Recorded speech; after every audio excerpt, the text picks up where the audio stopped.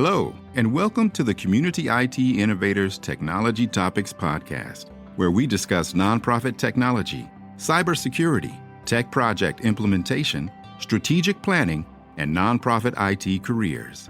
Find us at communityit.com. Podcast is now starting. All attendees are in listen-only mode. Good afternoon and welcome to the March 2020 Community IT Innovators webinar. Today we're going to be talking about 12 questions that nonprofits should ask when evaluating a managed service provider or MSP. We're grateful that you could join us this afternoon, and I want to start by introducing today's presenters. So welcome, Steve. Do you want to introduce yourself? Sure, I'm Steve Longenecker. It's good to be with you all today. I'm the Director of IT Consulting at Community IT. I've been at Community IT for 15 years and glad to be here. Great. And my name is Johan Hammerstrom. I'm the President and CEO of Community IT and also the moderator for the webinar series. And Steve and I are going to be co-presenting this webinar today. And I want to tell you a little bit about Community IT if you're not familiar with us.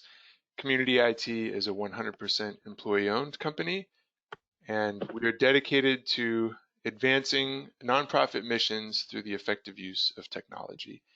We work solely with nonprofit organizations and have done so for almost 25 years. So we're also a winner of the MSP 501, which is put on every year by Channel Futures, and it means we're one of the top 501 MSPs in the world. So before we begin, I do want to mention that Steve and I talked a little bit about whether or not we should proceed with this webinar. It felt a little bit out of place given what's happening in the world right now, but we decided that we wanted to go forward with it. We're not going to be referring to the pandemic at all in today's webinar. There's plenty of resources out there to help your organization respond and shift to remote working. We actually sent an email out on our newsletter earlier today linking to some excellent resources that TechSoup has published, including a 90-minute webinar that they ran last week all about nonprofit preparedness in response to the pandemic. So we understand that that's on everyone's mind. It's something that we've been very focused on this week, and we would direct you to those resources to help you and learn more about it.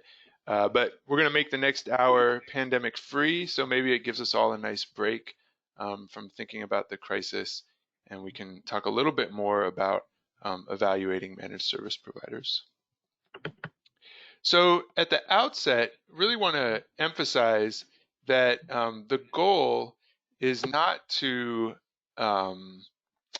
sell ourselves, first and foremost, nor is it to say that there is a one-size-fits-all managed services provider. We firmly believe that we're a strong business, we provide great services to the nonprofits that we work for, and we're a good fit for a lot of organizations. But we also firmly believe that we're maybe not the best fit for every organization, and there are a variety of different managed services providers out there, many of whom are excellent. And we really feel that these questions are going to help you identify the MSP that's really the best fit for you as an organization.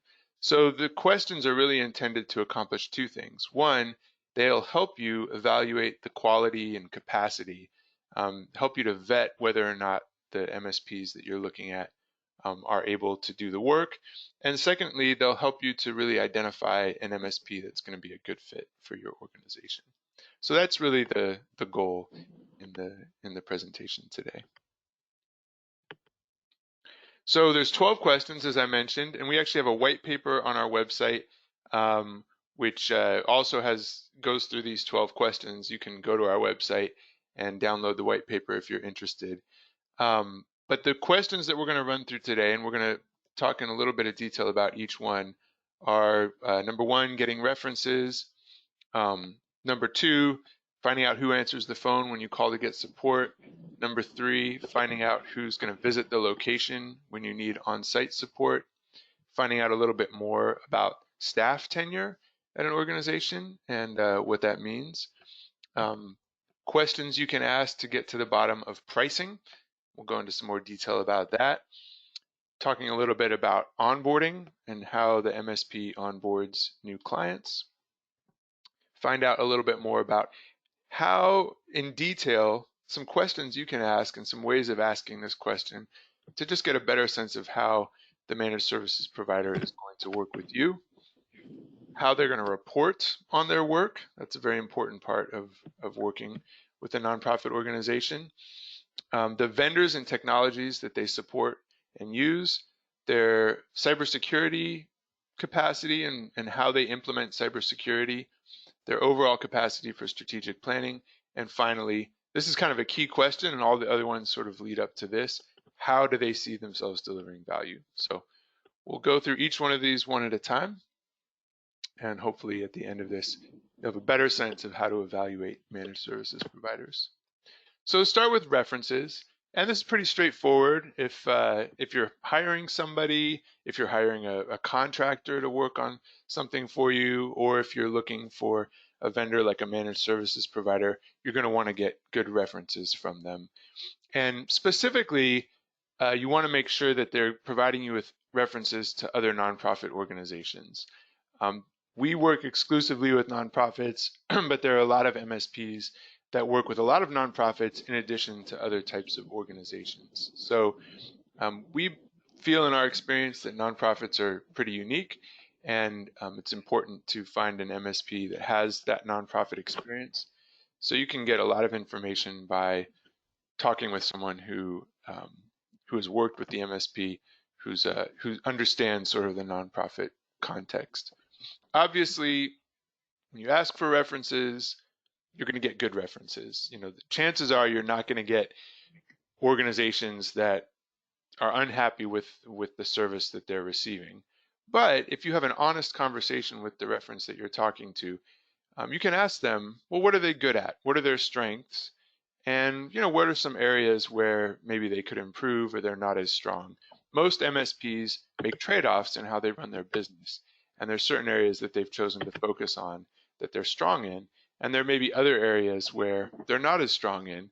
And that's not necessarily a knock against any MSP. It's just sort of the reality of running a business. And that sort of gets back to this question of finding out who's going to be a good fit for your organization. If you can find out what is this MSP really good at, what are some of the things that maybe they're not as strong at, that can help you to understand fitness more completely. Anything to add there, Steve?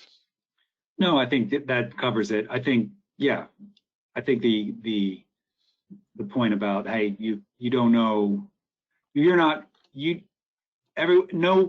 MSP is perfect. So, but finding out from a reference, hopefully the reference is willing to share, you know, like it's like the job interview question, you know, what would a former employer say is one of your weaknesses? And you know that everyone should be ready to answer that question and answer it in a way, oh, my weakness is I work too hard and I care too much about the quality of my work, something, you know, something like that. But probably there really is, you know, things that your potential service provider doesn't do well, and what you want to know is whether those things are not so important to you or things that would be critical to you. So that's a way to approach it. Mm-hmm. Yep. So then the next question is who's going to answer the phone? And there are a variety of possible answers to this question. So one possible answer is, well, you want to find out basically if the primary way of getting in touch with the MSP is through a help desk or if it's through some other method. Some MSPs have a full service help desk and they prefer that their customers call that help desk. Other MSPs will have you call an office manager and then they'll route the call to a technician. So just finding out how they work is really important, and this is a pretty straightforward question, and they should have a pretty clear answer. They should understand their processes well enough to answer this question clearly. If they're relying on a help desk, then there's some follow-up questions that you could ask to get a little bit more information. You could find out how many technicians are on the help desk? Is the call going to go to a technician, or is it going to go to someone who's in more of a triage role and will assign the ticket to a technician? You can ask them things like, well, what's your first call resolution rate? How many issues are resolved by the first person that picks up the phone? How many times do issues have to be escalated to other people on the help desk? And you can also ask them if their help desk is staffed in-house or is outsourced. And we've had a lot of experience with both. We have an in-house help desk, but we know other MSPs who used outsource help desks. And there are some great firms out there that provide outsourced help desk services to MSPs who then resell it to their customers. So outsourcing isn't necessarily a bad thing, but you want to understand that from the outset. Are you going to be working with someone who's part of the company, or are you going to be working with another firm? Yeah, I'll add to that the strength of having your help desk be internal employees is that, of course, you can manage quality control better that way. I mean, there are some fantastic outsourced help desk providers, so I don't mean that there's not good quality in the outsourced world, but if it's internal employees, then there's they understand the brand, the mission. They are part of that big picture. The other reason, the other thing that maybe it was worth making explicit about why you're asking about what the rate of success with first call resolution, why that matters is because staffing a help desk is really a challenge in this day and age for managed service providers just writ large. It's just it's a tight labor market, and so you end up with oftentimes quite junior technical staff on the front lines of the help desk, and that makes sense insofar as oftentimes what people are calling the help desk for is to have their password reset. And once you know how to reset a password, you can do it all day, and it doesn't make sense to have a senior engineer sitting on a help desk front line resetting passwords when their skills should be used on much more difficult technical questions. So you can't expect 100% first time resolution because you're calling the help desk with a wide variety of problems, and an MSP's job is to sort of find that balance between being cost effective with deploying a scarce resource of skilled labor effectively, so that we are able to help. Not everything has to be escalated. We want to resolve most problems on the first call, but we also need to be able to escalate it if we have to. So it's not that you're looking for 100% or even necessarily 90%, first call resolution. I think part of it is, though, I think if the provider doesn't know what their first call resolution is, and they don't have that kind of metrics, then I think it speaks to the fact that they're probably not managing that question as effectively as they would be if they did have those metrics. Does that make sense to you, Johan? That's how I would look at it. Mm-hmm. Yeah, definitely. I think, and you'll find this is a recurring theme with a lot of these questions, is that they're sort of basic questions, and whoever you're talking with should be able to answer them relatively quickly. They should be thinking about their business in ways that enable them to answer these questions, easily. Yeah. Yeah. Do you want to talk a little bit about on-site support, Steve? Sure. So Community IT has clients where there's little to no on-site support because the client is small and they have relatively few IT needs, and they're basically what they want is to be able to call a help desk when they need it, get help, oftentimes remotely, and that should be that. But on-site support is sometimes needed when you're setting up a new computer. It often makes sense, or generally makes sense, to try to do that on site. It's more efficient that way. So who's going to come when you need help on site? How long does it take before, if it's a ad hoc request for service, what is the service level agreement on how long it will be before a dispatch can be arranged? What's the average time? What's the sort of the committed limit on the time? Is it going to be a junior technician or a more senior person? Those are all good questions to ask about ad hoc dispatches. And then Community IT also has plenty of clients that have recurring on-site support. And if you anticipate that being one of the ways you're going to interact with your managed service provider, first of all, if that's important to you, you want to make sure that an MSP provides recurring on-site support, and then you want to find out who provides it. And there are different ways to handle this. And there's, again, there's not supposed to be a lot of judgment about that one way is better than the other. It's back to that fitness question of what fits with the way you operate. Community IT has a dispatch team, so a team approach to dispatches, and that allows us to be efficient and cost effective, that we have a team of engineers who do some recurring support, but also have quite a bit of bench time when they're available to go out and do dispatches. So when you ask us for an ad hoc dispatch, not as part of a recurring scheduled thing, but a one-time event, you need someone to come set up a new computer, or you need someone to replace a switch or whatever, you're going to ask us for a dispatch, and who you get depends on sort of who has time at that moment, earliest in their schedule. And there's, again, a team of, 4 or 5, whatever, that's the scale we operate at, engineers, and whoever's available will be the person who comes out. When you have a team approach, you need to have a commitment to sort of best practices. You need to have a commitment to good documentation, because if the person who comes out from Community IT to your site isn't familiar with you, they need to be able to know how Community IT does things and do it that way, because there's a set of practices that are trained and committed to by our company. And also there needs to be good documentation, because I don't know you, so I need to be able to easily and quickly find out what I need to know about you as a client in terms of your technology. What kind of firewall do you have?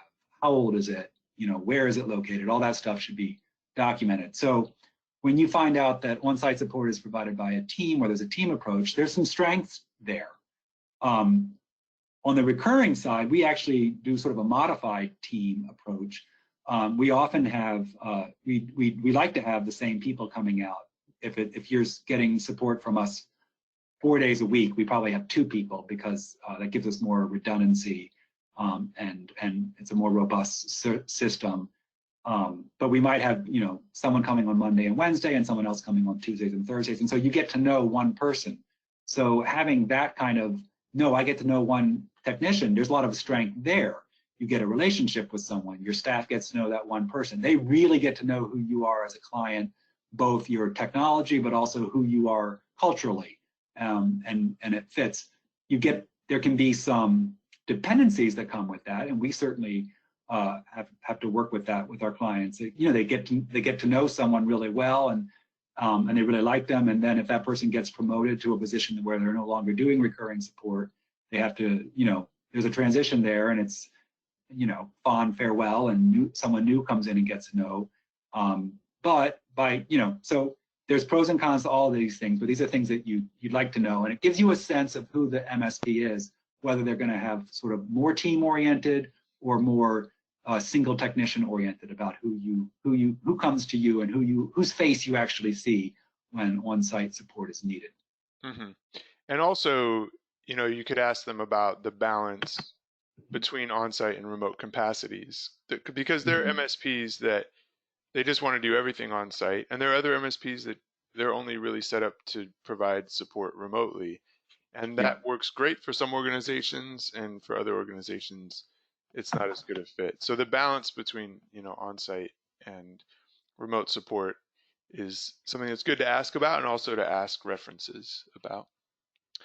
So Steve, we've been in a time of unprecedented, an incredibly low unemployment rate, and I've heard within the MSP industry that unemployment among IT professionals is actually a negative unemployment. So it's been a very tight labor market for the last year or so or more, and just curious, is it important to ask a prospective MSP about their staff tenure? It's definitely worth asking that question. It's an important question. I do think what you just said, and it's true, and it's impacted community IT also. That basically, if you're in IT right now, and you have any reason to look for a new job, you'll get offers, and so there is a lot of bouncing around. And we've had we historically, I feel like, just didn't have turnover at all, and we still have really low turnover by industry standards. Our median staff tenure, I'm sure, is in, well, I don't even know, so I shouldn't say I'm sure, but I would imagine that it's in the certainly the top quartile, and probably in more like percents. I can't imagine that a lot of companies are much better. So but I think what you're saying, Johan, just points to the fact that the expectations have to be tempered, particularly I think with more junior staff who are sort of getting their careers started. I think it's just natural in this labor environment. There's going to be a certain amount of bouncing around. So what is your staff tenure is a question. It's an important question. I think it speaks to something about perhaps the morale and overall job satisfaction of the staff that you'll be working with, and those are certainly important things to consider when you're outsourcing your IT. You want the people that are serving you to be people that are happy in their jobs and glad to be there, and you just want, if you can, the highest level of retention by your MSP is better, because it means that they're not constantly training staff and transitioning staff into new jobs. Everyone does their job better once they've been doing it for a while. So yeah, I think community IT really stands out in this regard, but even community IT has had probably more turnover certainly than we're used to in the last 3 or 4 years, as people are able to just move around as they want. Nonetheless, I mean, I don't know, you probably happen to know the figures. I mean, I think our engineering staff has, a median. Do you know the statistic, Johan? So, I mean, our average staff tenure is 7 years. That goes up dramatically for our more senior staff. I just recently celebrated my 20th year with the company. Steve, you're in the 15-year range. Yeah. So so anyways, I think as with many of these questions, it's something that the MSP you're talking to should know about their business and should be able to communicate to you. The bottom line for sure is what you don't want is someone who's just a revolving door of employees. There's just no way for them to really be able to do great service if that's their approach. Yeah. And as competitive as the market is, certainly when I look at some of our peers, the ones who are doing good work, providing growth opportunities for their staff, even though there's turnover across the board, do have some amount of retention. Yeah. So another question you want to ask is pricing. How does your pricing work? Which seems like an obvious question, but the reality is that every MSP has a slightly different approach to how they price their work. And chances are, if you were to get the invoices of 3 or 4 different MSPs, you'd end up with 3 or 4 unique ways of pricing service.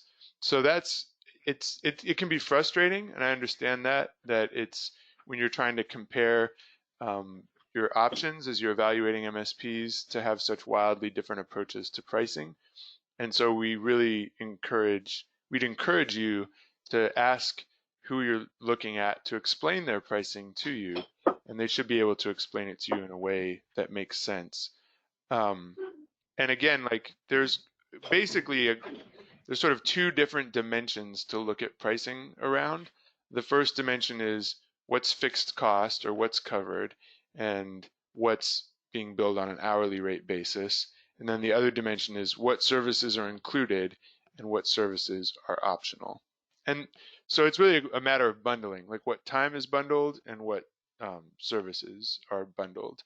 And so we've, partly because I think we work with nonprofit organizations, we have a pricing approach that is flexible we have 3 different pricing options. One where everything is included for a fixed monthly price, another where calls to the help desk are included on an unlimited basis at a fixed monthly price, and then another option where our support suite of desktop and server management software is included at a very low monthly price, but then all support work is handled on an hourly rate basis. And we found that having those different options works really well in the nonprofit sector because different nonprofits have different funding sources. They can pay for things in different ways, and it just gives them the flexibility they need to purchase exactly the amount of service that they need, and not any more than that. So that's something to ask about, and I think that as often as clear as it is in our proposal, we really appreciate the opportunity to just walk through it with any prospective clients that we're talking to, and we find that conversation is always an eye-opener, for them, and so we encourage that to be a topic. How does your pricing work? And then the other dimension, if you will, are the services that are included or not included. So is spam filtering included as an option? Is backup included? Is email phishing training included? And different nonprofits different MSPs have very different approaches to what services they make optional and what services they include by default as part of their package. Yeah, the reality is that it's really difficult to, in a sales process, sometimes actually get a sense for, like, I see the slide pricing, and I think this is about, what does it cost per month? What am I going to expect to pay per month, and what's the value delivered for that? And really, what you're saying, Johan, is that because of the way things are bundled and not bundled, it can be each comparison between 3 different sort of bids from 3 different MSPs. You're almost comparing apples to oranges along each one of those. If you don't have someone explain it through to you in a way that you can trust, it can be very difficult to evaluate upfront. That's right. That's exactly right.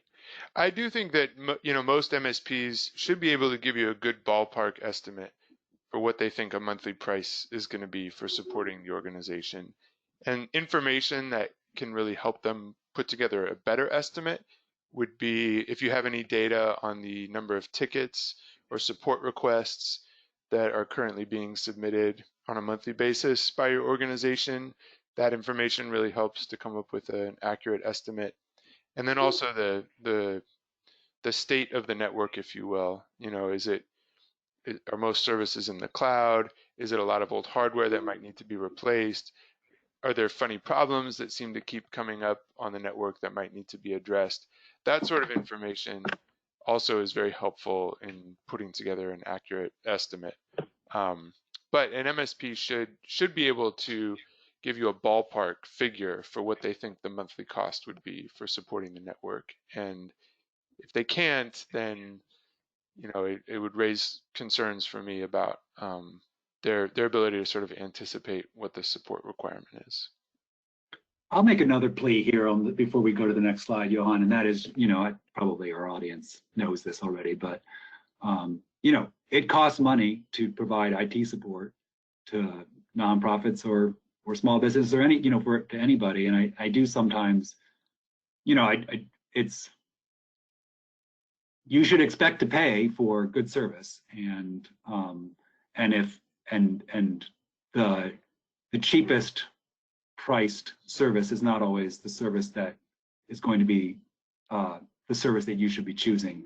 I don't know if I said that quite right, but I mean, just for people to understand that there is no free lunch here, obviously, and that everything for an MSP to provide good value to you, you would expect to pay for that.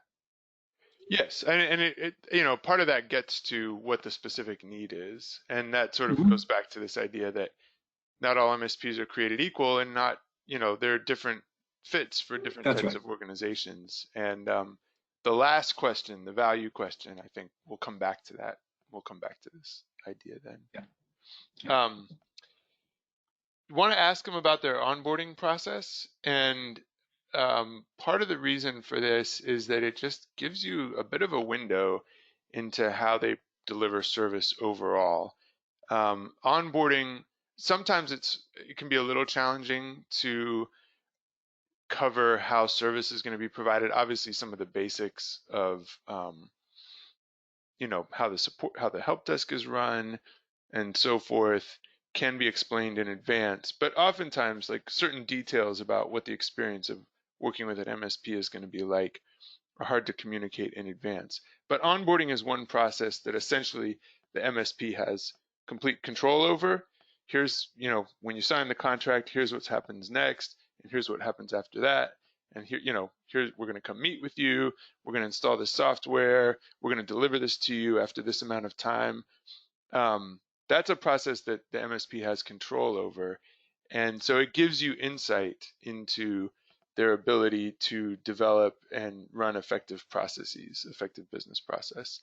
Other MSPs may say, well, we send in an engineer, we assign an engineer to you, send that person in, and they collect information about your network, and then you're good to go. Which again is not necessarily a bad answer, but it just again gives you insight into how they're going to operate long term in terms of their service delivery.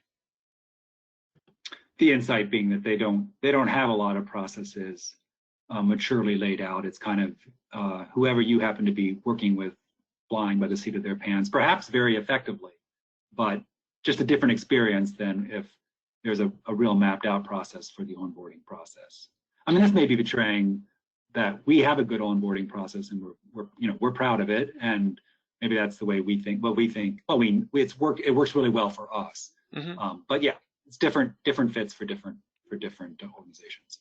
Well, and on the flip side, I know there are MSPs who like to come in and talk with lots of key stakeholders and put together more sophisticated technology planning documents, which may be overkill in certain situations. So just kind of having a clear understanding of how your staff are going to be impacted, what's the end user experience going to be like during the onboarding process. It helps you to figure out how they think about the user experience and your staff's experience. It's the first experience you're going to have with this MSP potentially, and they should be able to describe it in a way that you can hear and understand and evaluate. And if that's not happening, then that's a pretty big red flag. Yeah. So once you ask them about the onboarding process, you can also ask them, well, how will you work with us over time?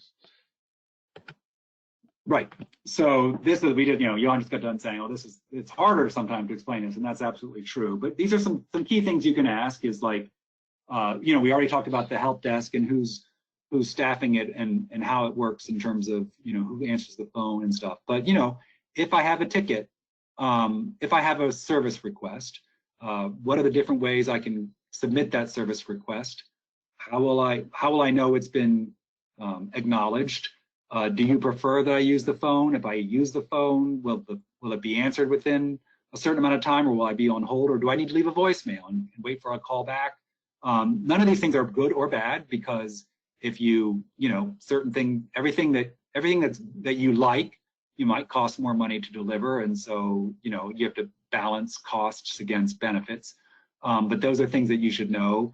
Another question to ask is kind of what is expected from us, me, in the organization. Do I need to have a primary contact identified, and what does that primary contact need to know, so that when let's say the managed service provider wants to send an alert to its clients about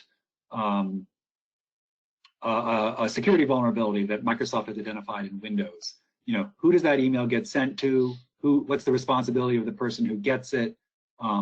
These are questions that you want to know, because it's going to impact how you work with them. You can get into more processes. You could certainly ask questions about how projects are delivered. That's worth asking if you anticipate doing any kind of project work. questions that you might have would be also about how let's say you how do you onboard a new staff member? So if I hire someone new, what's that process look like? What is expected of what does my HR department need to do in terms of interacting with the managed service provider, and what can I expect from the managed service provider in terms of getting that newly hired person into the IT systems? These are all the questions that you can ask. It's also a good time to bring up technologies that you have that might be outside like the cookie cutter box, like email and print and file sharing and stuff. You know, by the way, we have this really strange database that someone custom built for us 10 years ago, and really no one knows much about. You know, how can you help us with that? You know, these are questions you should definitely draw out at this time as well. Mm-hmm. I don't know, I'm just sort of brainstorming here a little bit, Johan, but I think I covered. Yeah, no, that's great. Related to that is the question, how will you report on your work? And that's, to us, that's central. We feel very strongly that managed service providers should be held accountable by the organizations that they're providing service to. But we also understand that there's a challenge in that, because the reason you're hiring a managed services provider, by and large, is because you don't have in-house IT expertise and you're outsourcing that to someone else. And so it's important for the managed services provider to be able to explain their work to a non-technical audience. Generally, the nonprofit organization will have somebody who's managing the vendor relationship with the MSP, and we refer to that person as our primary contact. And we do our best to help the primary contact understand the work that we're doing. And we have a lot of different tools in place that help us communicate the work that we're doing. That includes a recurring monthly meeting with one of our IT business managers. In that meeting, we have a series of reports that we can use to explain the state of the network, the number of computers, their patch status, their age, that can show the number of tickets that have been submitted, the types of issues that those tickets have related to, the responsiveness of our help desk to responding to those issues. So we do our best to hold ourselves accountable and then share that accountability with our customers. And that's something that managed services providers should have a process in place for and should be prepared to do.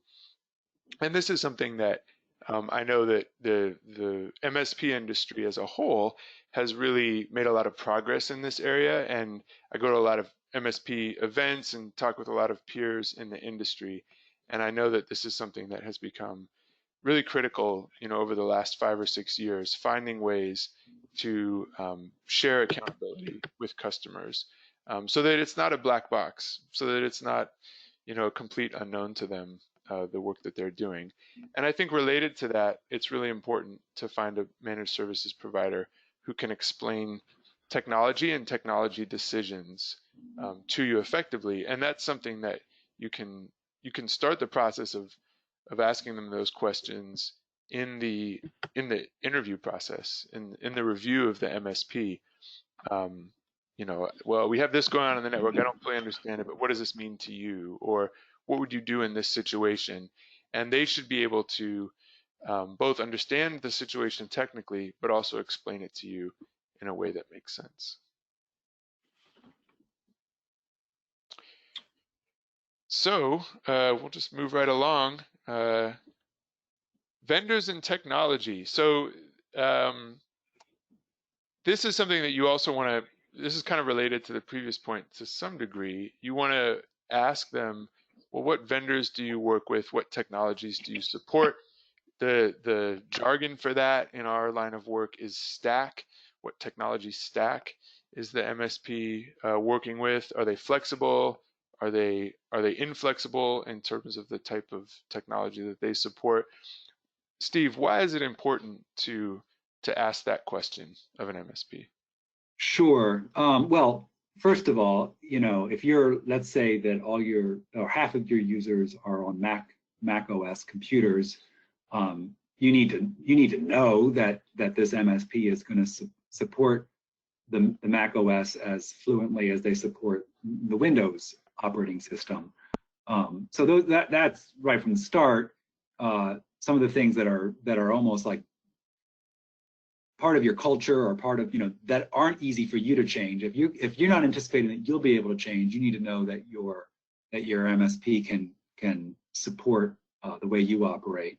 That said, when you transition to a new MSP, it may be that there are things that you're somewhat agnostic about, but that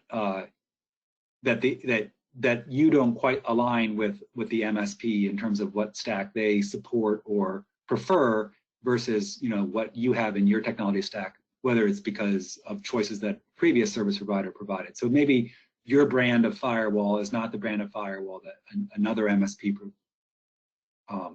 prefers. So let's find that out. Does that mean that you need to buy a new firewall, or that part of the cost of switching to this new managed service provider is in one way or another paid for with a new firewall that's in the MSP's preferred stack? That's kind of what you were getting at, Johan, with the degree of flexibility. I don't think it's ideal to have a managed service provider who says, oh, we support anything, we don't care at all. I don't feel like, personally, like technology, there's just so much to know that, to me, knowing that an MSP has its preferred solution set that it's most comfortable supporting means that they're going to have a greater degree of proficiency and expertise in that solution set. And it'd be nice if it was aligned with the solutions that you were using in your organization, knowing that you can change too over time. So we frequently bring in clients that don't have the firewalls that we recommend. And we don't insist that they replace that firewall until that firewall has sort of aged out of its regular traditional, in our mind, it's like a 5-year life cycle for a firewall. So if it's a 3-year-old firewall, we might anticipate that we're going to support that firewall for 2 more years, even though it's not our preferred solution. And that's okay. We're generalists. We can make it work, but it's not our bread and butter. It's not the thing that we're super comfortable in. So in 2 more years, when you're getting a new firewall, we'll help you. We'll recommend that you replace it with a firewall that matches our preferred stack, and hopefully that's okay. So there's a little bit of that's a question about flexibility. Now, I have heard of MSPs that say, hey, look, when you sign up with us, everything's going to be our way, and it's going to make it for a super efficient service because we know our way so well that it's going to be like a really, really great experience for your staff and also for our staff, and it's going to those efficiencies are so great that the cost of all that switching is going to be worthwhile, and that's a direction to go. It is expensive to make all those switches sort of immediately, but it could work. One other thing that I would sort of say on this is most MSPs these days are sort of recommending solutions based on their perception of what the best solution is for the sort of the cost to the client.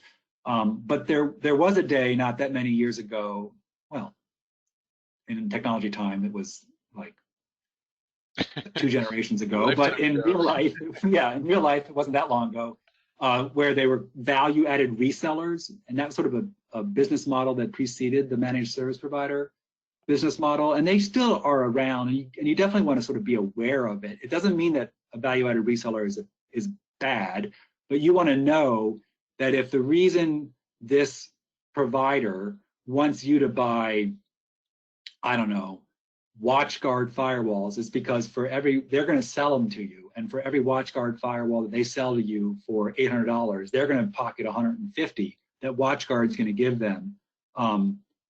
Like if that's the reason that they want you to buy a WatchGuard, that kind of compromises in a way. It's kind of like the whole, doctors who are prescribing pills that where they're getting, they're getting taken out for dinner by the drug companies. I mean, it doesn't mean that the drug is bad, but it's certainly you'd like to know that this is being recommended simply because it's the best. Most times that you buy something from an MSP or even from an MSP, probably there's a 1, 2, 3% like transaction on the back end that you may or may not be aware of that goes back to the MSP. But if it's just 1, 2, or 3%, it's not. I don't think that compromises anybody. But if it's a significant part of a provider's business model, you need to be aware of that. And then I also think that you want to be careful not to get yourself into a technology stack that there's not an easy exit from. So this is not something that I think is as common as it used to be, but there was a period of time a few years ago that people were signing up for service providers where part of signing up meant that the computers were actually joined to the service provider's domain, and it made for some very efficient management tools, but it meant that when you wanted to leave that managed service provider, you had a lot of vendor lock-in sort of in front of you. Another place where that can happen is if, and I hope no one is doing this, but if you're buying from your provider, what I call white label computers, where it's not a Dell, it's not an HP, it's just a computer that your provider actually built. Those can be really solid machines, and your provider might have a lot of expertise in building those. But if you leave that service provider, you stop working with them, who supports those computers? I mean, they are basic computers. They have a motherboard, they have RAM, they have graphic interfaces and all that stuff, but you don't have a Dell manufacturer's warranty on it. What you have is your former service provider's warranty on it, and your service provider doesn't work with you anymore. And so it's not something that it'd be nice if you weren't locked in by any provider in terms of your own technology stack. You'd like to be independent. Yeah. And I think related to that, if you're a nonprofit organization, you should be, and you're on Office 365, you should be purchasing your Office 365 licenses directly from Microsoft using their nonprofit pricing program. And right. there are a lot of, that's not standard with for-profit organizations, because businesses, in many ways, it's often more efficient for them to purchase the license directly from the MSP. So a lot of MSPs that work with businesses are sort of set up, and their default, just it's how they operate, is to include Microsoft Office 365 licenses as part of their managed services.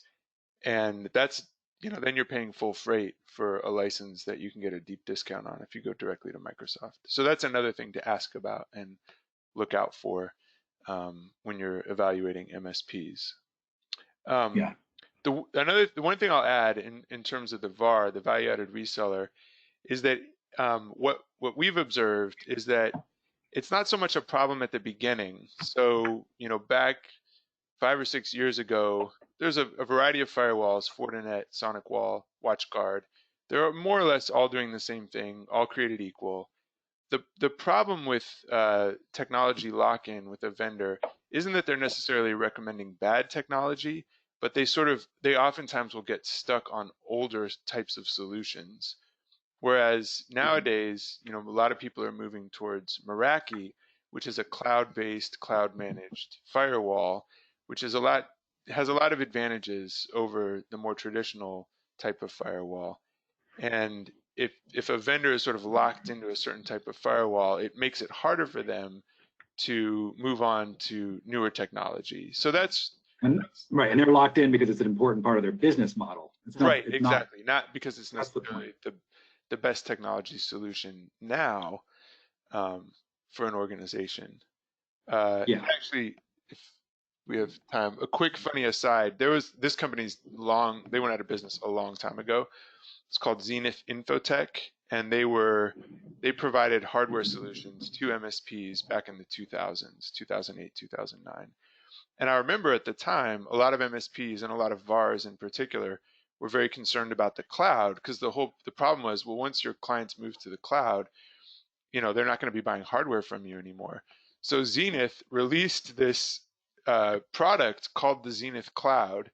And, I remember we got emails about it, and we were looking into it, and we were like, this Zenith Cloud, it looks like just a rolling half rack of servers that you put into your closet. That can't be right, because if it's in your office in a little rack, that's not the cloud. Like, that's the opposite of what the cloud is.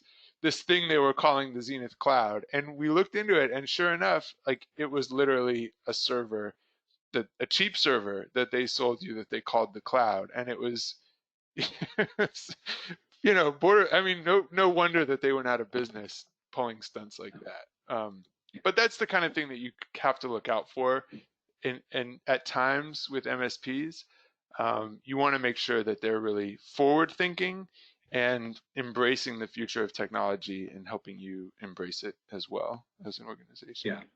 So yeah, I mean, maybe we should bottom line this. The bottom line, in my opinion, probably, is that you do want an MSP that has a preferred stack that can tell you what that stack is, and are they Microsoft or Google for email, or whatever. They tell you kind of what they think their client should be on, and yet a certain amount of flexibility is probably also important, particularly for nonprofits, that they can, at least in the short term, support what you have, even if it's not in the preferred stack, allowing for the fact that over time you'll try to match what you have in your environment will match what the MSP prefers as their stack over time. Yeah. So, yeah. We're coming into the last 10 minutes of the webinar, so my thanks to everyone for hanging in there. We've got 3 questions left, and then we'll open it up to your questions if you have any, and feel free to chat those in now if you want. We'll take them in the order they come in. So question number 10 is about cybersecurity. It's a critical part of service these days, and there's a range of solutions around cybersecurity. Every organization nowadays needs some level of cybersecurity protection. Not every organization needs the gold standard in cybersecurity. If you're an organization that's being targeted, maybe you're focused on international issues, you're doing work that would make you a target of nation-state actors, then obviously you need to seek out an MSP that's got more advanced experience with cybersecurity. But every MSP should be able to be conversant with cybersecurity threats and explain how they protect their customers against those threats. I don't know if there's much more to say there. The only thing I'll add is that at Community IT, we have sort of a core set of required services that we provide as part of basic cybersecurity, and then we have a pretty extensive set of optional services that we talk through with our customers. We're not big into fear mongering. We know that there are threats out there, but we also understand that the threats vary widely depending on the nature of the organization and the work that they're doing. So we really like to sit down and talk with our customers and find out specifically, what threats they're facing and help come up with an appropriate cybersecurity solution. I'll temper that a little. We're not into fear mongering, and I'm not going to turn around and start doing it. But every organization, there's a certain, being targeted by a nation state is a whole different animal than just being on the internet, which every organization is, and being therefore potentially a target for sort of opportunistic hacking, where it's just more a matter of not having managed MFA on your Office 365 accounts, not having multi-factor authentication on your Office 365 accounts, and not having training so that your staff uses passwords for their personal, they use the same password for everything that they do, and it's not a very difficult password, and the Netflix account gets compromised, and that password then gets used to get into Office 365. Everybody's cybersecurity is a real thing, and even the small nonprofit that just does some community events could easily be a victim of a cyber crime, as compared to someone who's doing analysis of nuclear warheads and who has what, and might be targeted by a nation state. So I don't want to undersell this either. You need to have an MSP who can talk about cybersecurity very intelligently. Mm-hmm. Yeah, no, that's very true. I know you. Yeah, I'm No, not. it's good clarification. No, yeah. Um, the second to last question is just, asking the MSP, just use the word strategy in a question, basically. I mean, we frame it in our white paper as how will you help my organization strategize for the future? Do you assist with strategic planning? What's your capacity to engage with us strategically? However you want to frame the question, you just want to make sure that the MSP is capable of thinking about business strategy broadly and is capable of helping to connect technology solutions to business needs. And it's probably not reasonable to expect a managed services provider to also be an extensive strategic technology planner.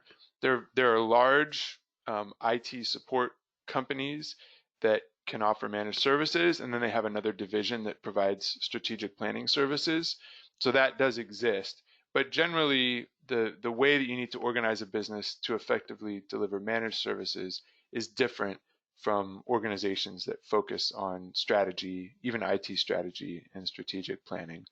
But you want to make sure that your MSP is capable of engaging, with other stakeholders, whether with another firm or with other people in your organization, around strategic topics, and that they can help you put together a 3-year budget and technology plan, that they can think ahead to what the organization might need in 3 years, and that they can assist with technology decision making that keeps in mind all of the different needs that the business might have over an extended period of time.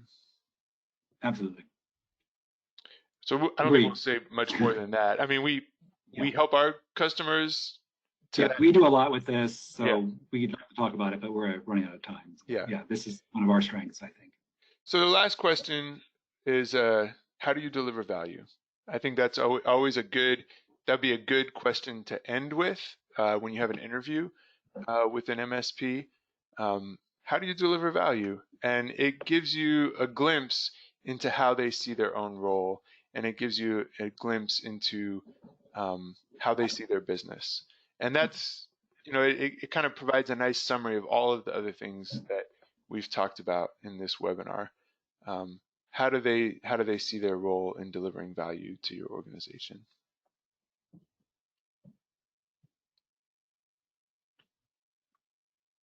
And I think, well, I'll add one more thing. And this is something that Steve and I talked a little bit about as we were preparing for this webinar. This is a particularly important question if you're talking to an MSP that's not that familiar with nonprofit organizations, because the approach for an MSP that typically works with for-profit businesses is going to take a certain approach to talking about the value of technology, talking about making decisions around technology solutions.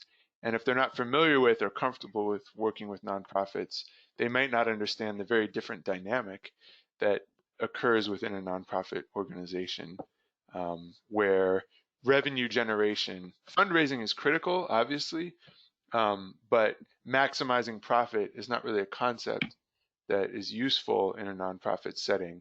And if that's how the MSP thinks about the value that they deliver, it might be a struggle for them to really relate, to the organization as a nonprofit. I'd say also this goes back to sort of what I think of in terms of like job interview questions. Like, there's not necessarily a right answer here, right? It's just it's a way to sort of hear more from the MSP that helps explain who they are. Mm-hmm. And there's not an answer you're looking for, but the answer that they give, and if they can't give an answer, boy, that's a big red flag. But even if they do give an answer, it helps you get a better feel for who they are. Yeah. In a way that can be very helpful. Yeah. All right. Well, we are at time. Just want to quickly announce, actually, it's not going to be with Build. I should have removed their graphic. Our Chief Technology Officer, Matt Eshelman, is going to be announcing and presenting on the 2020 Nonprofit Cybersecurity Incident Report, where we report on our survey of cybersecurity incidents in the nonprofit sector. So please join us for that on April 15th next month. Thank you very much for joining us today. Our thoughts are with all of you, and we can all return now to focusing on some of the more important matters and pressing matters in our world right now. But we certainly thank you for your time this afternoon. And if you have any additional questions for us, feel free to follow up after the webinar, and we'd be happy to answer them for you. Steve, thank you for your time. Have a good afternoon. Thank you, Johan. Okay, bye, folks. Bye.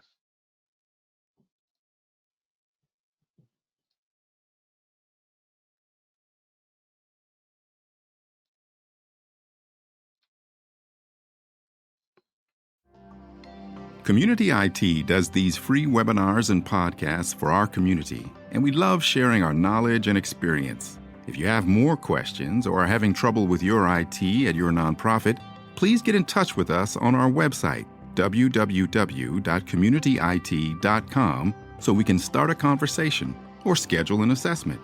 Downloading any of our free resources there will get you signed up for our webinar reminders, and you can attend our next webinar in real time and ask our experts your own questions. If you love podcasts, please subscribe and leave us a rating to help others find this leadership resource for nonprofits.